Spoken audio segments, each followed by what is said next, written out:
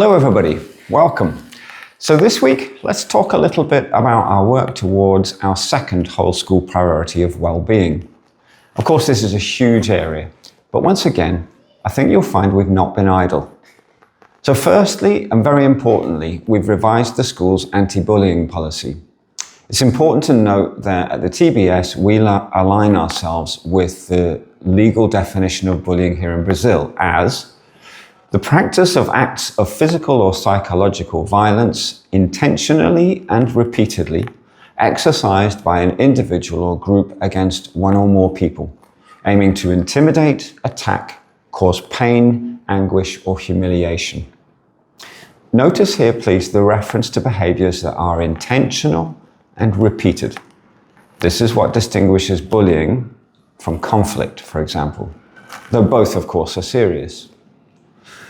By the way, I've said here before that I believe passionately that children have the right to forgiveness when they make mistakes, and that still holds true in this context.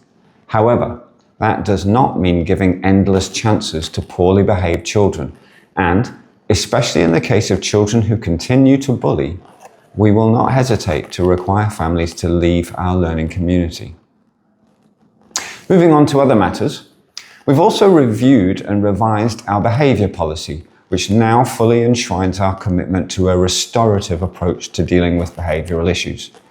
Remember, taking a restorative approach does not mean a lack of sanctions for poor behaviour, but does mean that we're committed to maximising the learning opportunities that incidents of poor behaviour present. As I think I've mentioned here before, last semester we undertook learning walks in the course of which we visited well over 100 lessons to evaluate standards of behaviour and the quality of teachers' behaviour management strategies. Overall, I must say the results were very positive. Now, in our primary schools, we've been training our more responsible children, generally our older children, to be what are called peer mediators. These are student leaders whom we've equipped with the skills to be able to help other children to peacefully resolve their conflict situations. We're also working closely with our inspectores teams to improve communication between them and pastoral leaders on the educational side, as well as encouraging them to perhaps be a little more proactive in certain situations.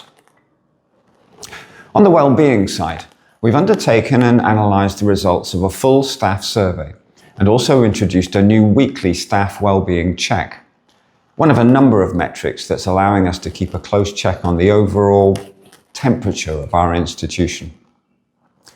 Well-being and pastoral care are also a main focus of our allocation of professional development opportunities, and likewise feature heavily in targets that colleagues are setting for their own professional growth within our appraisal systems.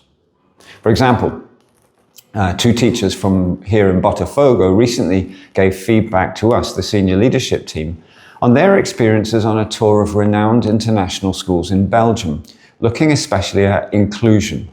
And we're now working to ensure that we're applying the important lessons learnt from that.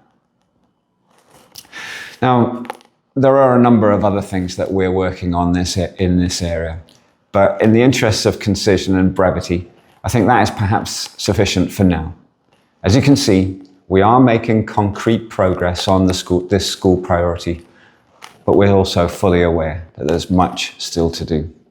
So in the meantime, have a great week, won't you?